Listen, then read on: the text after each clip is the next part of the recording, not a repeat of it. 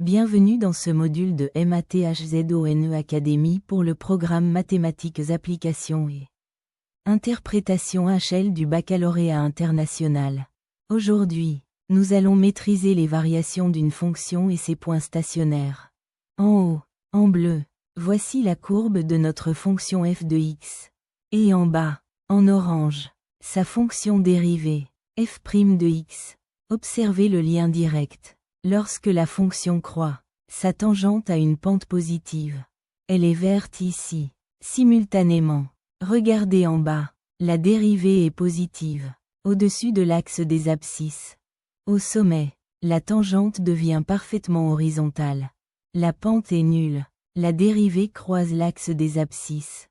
Puis la fonction décroît, la tangente est rouge, sa pente est négative, et la valeur de la dérivée tombe sous l'axe des abscisses. Enfin, après le point le plus bas, la fonction croît à nouveau, et la dérivée redevient positive. Pour analyser rigoureusement ces comportements, l'IB exige de dresser un tableau de variation. La première ligne liste les bornes du domaine et les points critiques de x.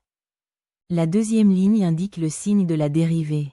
Positive avant -1, elle s'annule, devient négative, s'annule en 1, puis redevient positive. La dernière ligne traduit ces signes en dynamique pour f de x. Positive implique une flèche croissante. Négative, une flèche décroissante. C'est l'essence de l'analyse exploratoire. Formalisons ceci avec le théorème fondamental des variations. Il établit la connexion rigoureuse entre le signe de la dérivée et le sens de variation de la fonction sur un intervalle. Si la dérivée est strictement positive, la fonction est strictement croissante. Si la dérivée est strictly négative, la fonction est strictement décroissante. Et si la dérivée est nulle sur un intervalle, la fonction y est constante.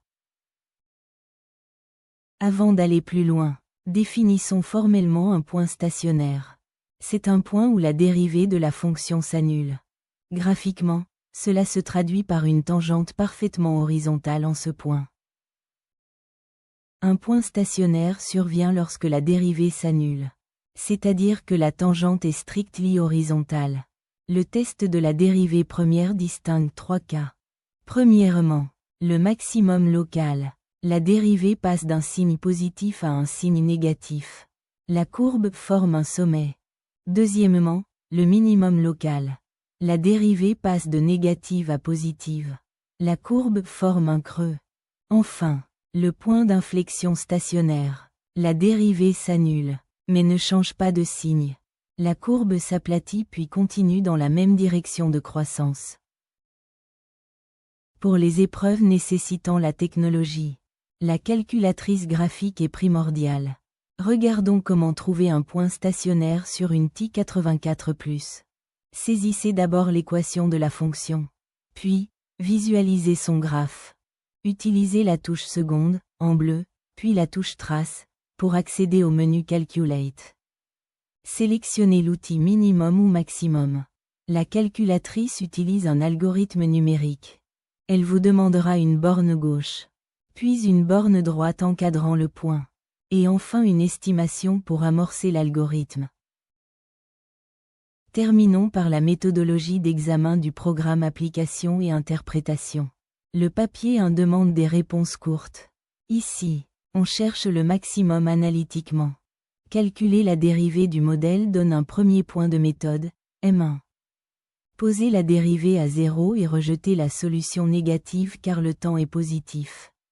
Apporte le point de réponse à 1. Enfin, dans le programme est, il faut justifier qu'il s'agit bien d'un maximum. Par exemple, en étudiant le changement de signe de la dérivée première autour de 4. C'est le point de raisonnement R1. Le papier 2 est axé sur la modélisation complexe. L'usage de la calculatrice y est attendu. Trouvons le profit maximal pour ce modèle polynomial. Précisez sur votre copie l'usage de la fonction maximum de la calculatrice garantit le point de méthode. Notez la valeur brute de l'écran assure le point de réponse. Surtout, n'oubliez jamais la règle d'or du programme est. Arrondissez toujours votre réponse finale à 3 chiffres significatifs. C'est tout pour cette leçon. Vous maîtrisez maintenant l'analyse et l'utilisation de la calculatrice pour le programme de mathématiques, application et interprétation. À bientôt sur Mathzone Academy.